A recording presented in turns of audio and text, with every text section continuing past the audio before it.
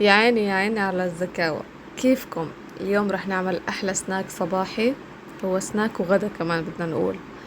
كتير زاكي ومكوناته يعني صراحة مش بسيطة، بس هي لطيفة. بعملكم قافية كمان. حطولي لايك واشتراك بستنى تعليقاتكم تحت. المكونات بسيطة طبعا يا جماعة. هو الخبز الفينو بقولوا عليه خبز فرنسي عشانه طويل. رح نفتحه طبعا.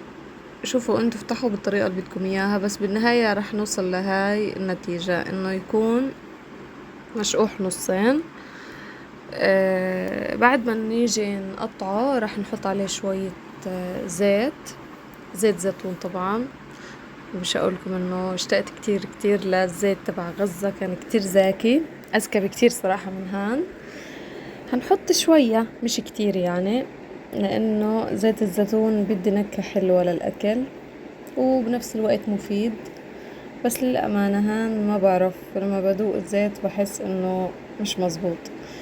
وراح نرش رشة تومة، بس التومة يعني كلها وقعت بمكان واحد. رشه بشويش وراح نحط جبنة دهن فيتا. استنضفه يعني شوي، لأنه مش كل أنواع الفيتا كتير زاكية وطعمها كويس.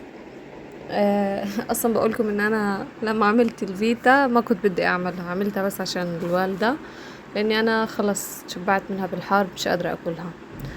واي نوع جبنة عندكم موجودة، في اماكن كتير بتعمل ميكسات من الجبنة، بامكانكم تجيبوا حاجة بسيطة وتحطوها، او حتى جبنة رومي بيمشي الوضع.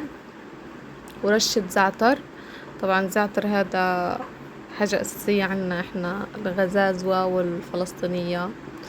هو اصلا وجبة الفطور كان زيت وزعتر، سندويش زيت وزعتر او سندويش دقة. والان رح نعمل الخلطة التانية. هاي حشوة بيتزا كنا عاملينها من قبل، عبارة عن بصل وبندورة وشوية بهارات وتقريبا فيها كانت امي حاطة فليفلة. وراح نحط الجبنة والزيتون ورشة زعتر. هذا الزعتر انا جايباه شفته بالصدفة بمكان وقمت بنشفاه، وطبعا غسلاه بالاول ومنشفاه وفرداه بصينية لحد ما نشف تماما وخبيته. وبرش منه على الاكل، على المعكرونة البشاميل، برش على الاشياء اللي انا ايش بحب طعم الزعتر فيها. وهيك النتيجة بعد ما خلص. يا سلام عن جد اشي بيفتح النفس. كان كتير محتاج معاه كاسة شاي، وبصراحة الواحد ما قدرش يقاوم، فروحت عملت كاسة شاي واكلت. وصحتين وعافية. تنسوش تدعوا لأهل غزة، وبشوفكم قريبا، وسلام.